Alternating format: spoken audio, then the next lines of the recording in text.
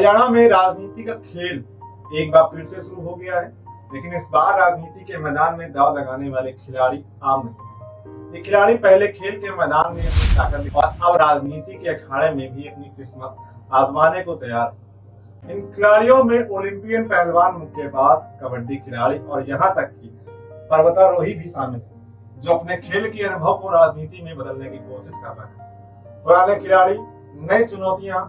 2019 में बड़ौदा से ओलंपियन योगेश्वर दत्त ने हरियाणा सरकार में डीएसपी पद से त्यागपत्र देकर राजनीति में कदम रखा, लेकिन उन्हें कांग्रेस के श्री कृष्ण हुड्डा के हाथों करारी हार का सामना करना पड़ा। 2020 में श्री कृष्ण हुड्डा के निधन के बाद हुए उपचुनाव में भी योगेश्वर दत्त को कांग्रेस के इंदुराज नरवाल ने हराकर विधानसभा सीट की जीत जीती थी। अब एक बार फिर से योगेश्वर दत्त ने भाजपा से टिकट मांग की है।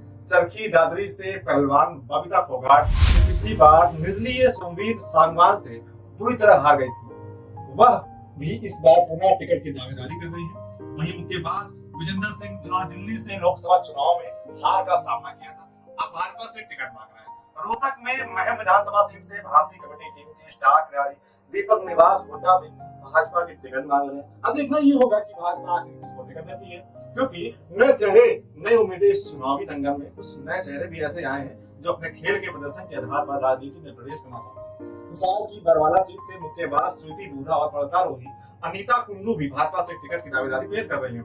गुड़गांव विधानसभा सीट से राष्ट्रीय स्तर के पहलवान रहे मुकेश शर्मा भी भाजपा से टिकट की उम्मीद लगाए बैठे।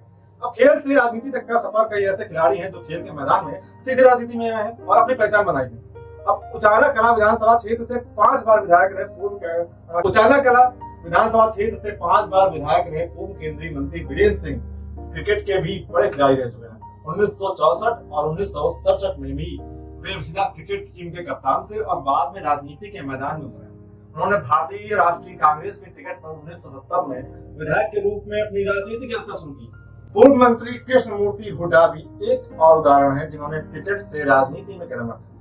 उन्होंने पंजाब और हरियाणा की तरफ से 25 रणजी ट्रॉफी मैच खेले और बाद में कांग्रेस के टिकट पर किलोई विधानसभा क्षेत्र से चुनाव लड़कर विधायक बने।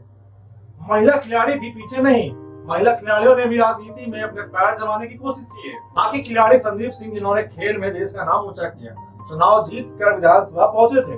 हालांकि एक महिला कोच के साथ छेड़छाड़ के आरोप के चलते उन्हें अपनी कुर्सी गंवानी पड़ी। वहीं ब्रजभूषण शरण सिंह की अगर बात करें, उनके खिलाफ धरना देने वाले पहलवान भी अब राजनीति में उतरने की तैयारी कर रहे हैं।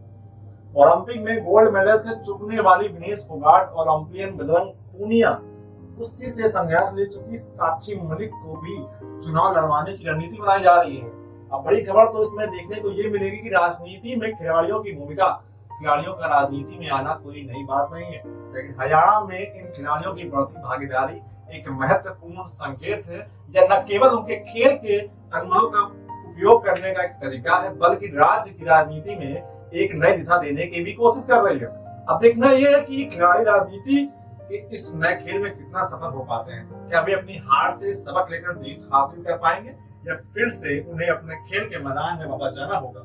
अब निष्कर्ष ये निकलता है कि हरियाणा में इस बार का चुनावी दंगल खिलाड़ियों के लिए एक महत्वपूर्ण मोड़ साबित कर सकता है, या फिर जहां एक तरफ पुराने खिलाड़ी अपनी पिछली हार को भुलाकर राजनीति में अपनी नई पारी शुरू, वही नए चेहरे भी अपनी ताकत आजमा रहे हैं।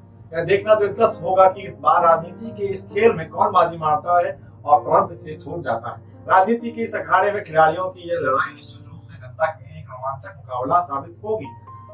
ऐसी ही तमाम खबरों के लिए लिस्टेड टाइम के साथ बने रहें। चैनल को सब्सक्राइब करें, शेयर करें और प्रशांत त्रिपाठी के साथ बहुत बहुत धन्यवाद।